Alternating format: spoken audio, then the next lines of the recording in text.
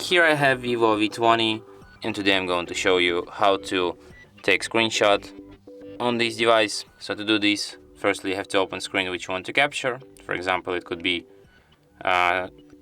settings list.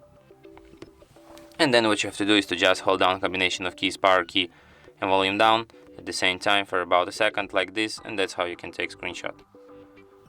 Let me show you one more time. Power key, volume down at the same time, and that's how you can take screenshot. You can find your screenshots in gallery, in the album screenshots, and here they are. And from here you can share, edit or delete your screenshots. And that's it. Thanks for watching. If you find this tutorial useful, don't forget to hit that like button and subscribe to our channel.